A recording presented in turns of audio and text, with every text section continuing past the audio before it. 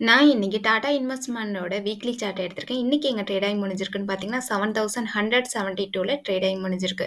2020ல இதோட பிரைஸ் வந்து 627 கிட்ட ட்ரேட் ஆயிட்டு இருந்திருக்கு. அதுலேருந்து நல்ல ஒரு ரேலி குடுத்திருக்கு. இதுவரைக்கும் புல்லிஷ் ஆயிருக்குன்னு பார்த்தீங்கன்னா, 9746 வரைக்குமே நல்ல ஒரு ரேலி குடுத்திருக்கு. அதுலேருந்து அப்போ பார்த்தீங்கன்னா, RSI வந்து 95 கிட்ட இருந்திருக்கு. ஸோ 80, 85 கிட்ட RSI வரும்போதே ஓவர் பாட்டுன்னு சொல்லுவோம். ஸோ செல்லிங் வரதுக்கான வாய்ப்பு இருக்கு. 80, 85 அந்த ரேஞ்சில வந்து RSI வரும்போது. இது 95 கிட்டயே வந்திருக்கு. ஸோ வந்து செல்லிங் ஸ்டார்ட் ஆயிடுச்சு.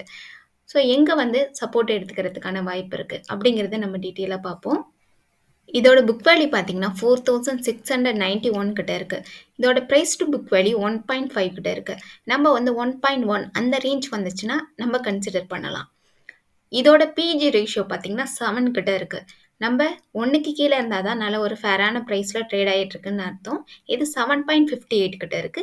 இது கொஞ்சம் ஓவர் வேல்யூஷன்ல இருக்கிறதா காமிக்குது பிஇஜி ரேஷியோ. இண்டஸ்ட்ரி பிஇ பார்த்தீங்கன்னா 19 கிட்ட இருக்கு. ஆனா ஸ்டாக்கோட பிஇ 106 கிட்ட இருக்கு. இதுவுமே வந்து இண்டஸ்ட்ரி பிஇயோட ஸ்டாக் பி ரொம்பவே அதிகமா இருக்கு. இவங்க டிவிடெண்ட் குடுக்குறாங்க 0.67% கிட்ட. ஒரு ஷேருக்கு இவங்க ₹68 கிட்ட எர்ன் பண்றாங்க. ROCE பார்த்தீங்கன்னா 1.42% கிட்ட தான் இருக்கு. ROE வந்து 1.28% கிட்ட தான் இருக்கு. ROCயும் ROEயும் கம்மியா தான் இருக்கு. ப்ரொமோட்டர் ஹோல்டிங் பார்த்தீங்கன்னா 73% கிட்ட இருக்காங்க. FII வந்து 1.2% கிட்ட இருக்காங்க. லாஸ்ட் 3 இயர்ஸ்ல இவங்க 0.66% கிட்ட FII வந்து ரெடியூஸ் பண்ணியிருக்காங்க. இவங்களோட இன்ஸ்டிக் வேல்யூ பார்த்தீங்கன்னா 2424 கிட்ட இருக்கு. இதை பேஸ் பண்ணி நம்ம பை செல் பண்ணக்கூடாது. ஜஸ்ட் ஒரு கிராஸ் வெரிஃபிகேஷன் பண்ணிக்கலாம். கரண்ட் ரேஷியோ பார்த்தீங்கன்னா 2.5 கிட்ட இருக்கு. 2க்கு மேல இருக்கணும் கரண்ட் ரேஷியோ. இது 2.5 கிட்ட இருக்கு. ஃப்ரீ கேஷ் ஃப்ளோ வந்து 249 கிட்ட இருக்கு. இவங்க நல்ல ஒரு சேல்ஸ் குரோத்தும், ப்ராஃபிட்டும் காமிச்சிருக்காங்க. லாஸ்ட் 3 இயர்ஸ்ல இவங்களோட சேல்ஸ் குரோத் பார்த்தீங்கன்னா 24.5% கிட்ட இருந்திருக்கு. ப்ராஃபிட் லாஸ்ட் 3 இயர்ஸ்ல பார்த்தீங்கன்னா 40% கிட்ட இருந்திருக்கு. இந்த பிஸ்னஸ் வந்து எது ரிலேட்டடா இருக்குன்னு பார்த்தீங்கன்னா, இன்வெஸ்ட்மென்ட் பண்றது, ஈக்விட்டி ஷேர்ல இன்வெஸ்ட்மென்ட் பண்றது, பாண்ட்ல இன்வெஸ்ட்மென்ட் பண்றது, மியூச்சுவல் ஃபண்ட், டெப்ட் இன்ஸ்ட்ருமென்ட் இதுலலாம் இவங்களோட பிஸ்னஸ் வந்து ஃபோக்கஸ் பண்றாங்க. ஆட்டோமொபைல்ஸ்ல வந்து பார்த்தீங்கன்னா, 73,473 லேக்ஸ் கிட்ட இன்வெஸ்ட்மென்ட் பண்ணியிருக்காங்க. அதுல டாடா மோட்டார்ல மட்டும் 46,266 லேக்ஸ் கிட்ட இன்வெஸ்ட்மென்ட் பண்ணியிருக்காங்க. பேங்க்ஸ்ல வந்து 77,362 லேக்ஸ் கிட்ட இன்வெஸ்ட்மென்ட் பண்ணியிருக்காங்க. சிமெண்ட்ல வந்து 5,666 லேக்ஸ் கிட்ட இன்வெஸ்ட்மென்ட் பண்ணியிருக்காங்க. கெமிக்கல் அண்ட் ஃபெர்டிலைசர்ல வந்து 1,50,000 லேக்ஸ் கிட்ட இன்வெஸ்ட்மென்ட் பண்ணியிருக்காங்க. அதில் டாடா கெமிக்கல்ல மட்டும் 1,47,774 லேக்ஸ் கிட்ட இன்வெஸ்ட்மென்ட் பண்ணியிருக்காங்க. இன்ஜினியரிங்ல வந்து 21,905 லேக்ஸ் கிட்ட இன்வெஸ்ட்மென்ட் பண்ணியிருக்காங்க. ஃபாஸ்ட் மூவிங் கன்சியூமர்ல வந்து 9,19,128 லேக்ஸ் கிட்ட இன்வெஸ்ட் பண்ணியிருக்காங்க. அதில் டாடா கன்சியூமர் ப்ராடக்ட்ல வந்து 3,14,360 லேக்ஸ் கிட்ட இன்வெஸ்ட்மெண்ட் பண்ணியிருக்காங்க. டைட்டன்ல வந்து 4,49,590 லேக்ஸ் கிட்ட இன்வெஸ்ட்மெண்ட் பண்ணியிருக்காங்க. ஃபினான்சியல் சர்வீஸ் அண்ட் இன்சூரன்ஸில் வந்து 49,911 லேக்ஸ் கிட்ட இன்வெஸ்ட்மெண்ட் பண்ணியிருக்காங்க.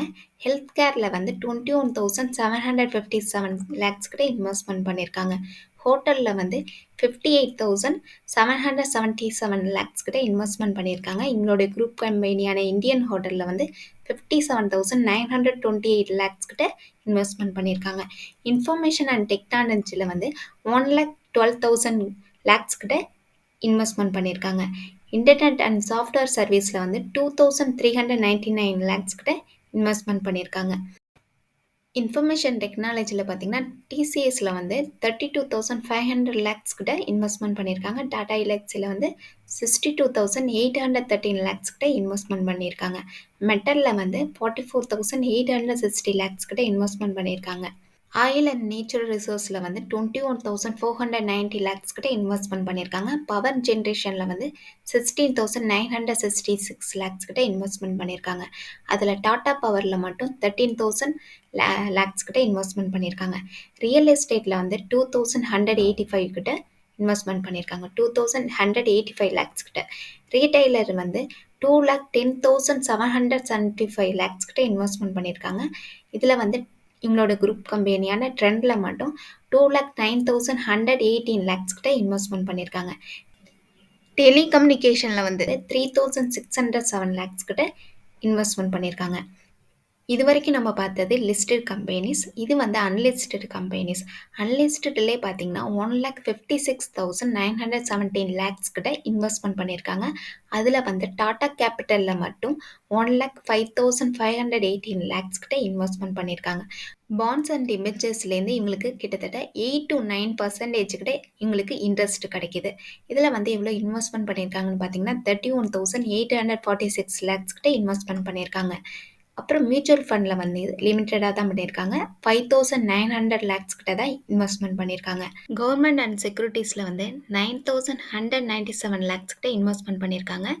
இன்வெஸ்ட்மெண்ட் ட்ரஸ்ட் அண்ட் ஆர்இஐடியில் வந்து 10,531 லேக்ஸ் கிட்ட இன்வெஸ்ட்மெண்ட் பண்ணியிருக்காங்க. வெஞ்சர் கேபிட்டல் ஃபண்டில் வந்து 4,108 லேக்ஸ் கிட்ட இன்வெஸ்ட்மெண்ட் பண்ணியிருக்காங்க.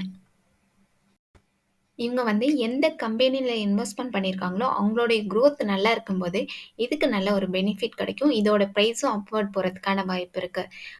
அதுவும் இல்லாமல் இவங்க வந்து பாண்ட் அண்ட் டிபெஞ்சர்லையும் இன்வெஸ்ட்மெண்ட் பண்ணியிருக்காங்க. அதுலேருந்து இவங்களுக்கு நல்ல ஒரு இன்ட்ரெஸ்ட் கிடைக்கும். இதோட ப்ரைஸ் டு புக் வேல்யூ வந்து 1.5 கிட்ட இருக்குது. ஸோ டிஸ்கவுண்ட்லேயே ட்ரேட் ஆகிற நல்ல நல்ல இன்வெஸ்ட்மெண்ட் ஸ்டாக் இருக்குது. அடுத்தடுத்த வீடியோவில் நம்ம அதை பார்ப்போம். நான் ஃபிப்னாச்சி பண்ணி பார்த்துருக்கேன். அடுத்ததாக வந்து எங்கே சப்போர்ட் எடுத்துக்கிறதுக்கான வாய்ப்பு இருக்குது அப்படின்னு சொல்லிட்டு நான் 2020 இருக்க லோக்கும் இப்போ ரீசெண்டாக இருக்க ஹைக்கும் நான் ஃபிப்னாச்சி பண்ணி பார்க்கும்போது இதோட ஃபஸ்ட்டு சப்போர்ட் பாயிண்ட் எங்கே இருக்குன்னு பார்த்தீங்கன்னா 7,600 இருக்குது. இதை பிரேக் பண்ணி கீழே வந்துடுச்சு. அடுத்ததாக வந்து சப்போர்ட் எடுத்துக்கிறதுக்கு வாய்ப்பு வந்து 6,200 சப்போர்ட் எடுத்துக்கலாம். ஆனால் வந்து நமக்கு நல்ல ஒரு ஃபேரான ப்ரைஸில் கிடைக்கணும்னா 5,200 அந்த ரேஞ்சில் வந்துச்சுன்னா நம்ம கன்சிடர் பண்ணலாம். இது வந்து கன்சிடர் பண்ணலாம். ஆனால் நமக்கு வந்து ஃபேரான ப்ரைஸில் கிடைக்கணும்னா 5,200 வரும்போது இல்லை 5,500 அந்த ரேஞ்சில் வந்துச்சுன்னா நம்ம கன்சிடர் பண்ணலாம்.